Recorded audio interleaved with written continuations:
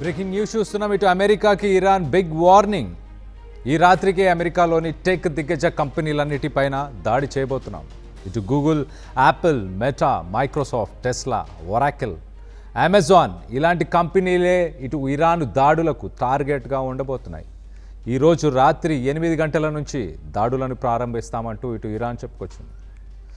తమ దేశ నేతల ఆచూకీ కనిపెట్టడానికి ఇటు అమెరికా, ఇజ్రాయెల్కి ఈ టెక్ కంపెనీస్ సహాయం చేస్తున్నాయంటూ ఇరాన్ ఆరోపిస్తుంది.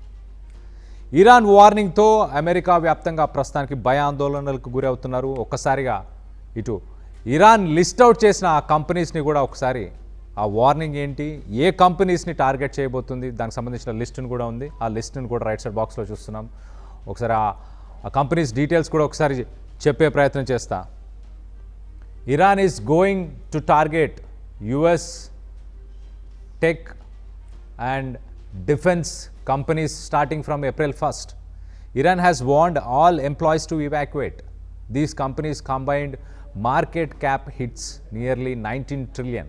మొత్తంగా ఈ 24 కంపెనీస్ మొత్తంగా 24 కంపెనీస్ కలిపితే $19 trillion సంబంధించిన వాల్యుయేషన్ అంటూ చెప్పుకొచ్చే ప్రయత్నం చేస్తున్నారు. అలాగే ఏప్రిల్ 1 నుంచి ఇరాన్ ఈ ఎంప్లాయీస్ అందరినీ ఆ కంపెనీస్ని వదిలేసి వెళ్ళిపోవాలంటూ ఇటు చెప్పుకొచ్చే ప్రయత్నం చేస్తుంది.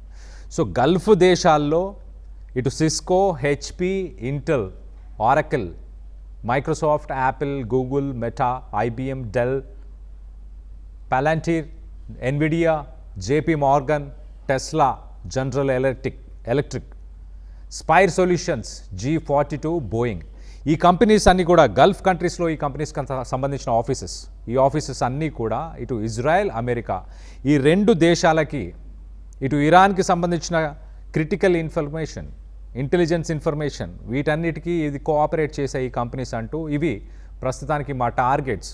ఏప్రిల్ 1 నుంచి ఇవన్నీ మా టార్గెట్స్. ఈ కంపెనీస్లో ఎవరైతే వర్క్ చేస్తున్నారో వాళ్ళందరూ కూడా ఆఫీసెస్ని, ఆ బిల్డింగ్స్ని ఇవాక్యుయేట్ చేయాలి, ఆ బిల్డింగ్స్ని వదిలేసి వెళ్ళిపోవాలంటూ ఇటు ఇరాన్ ఒక స్టేట్మెంట్ రిలీజ్ చేసింది.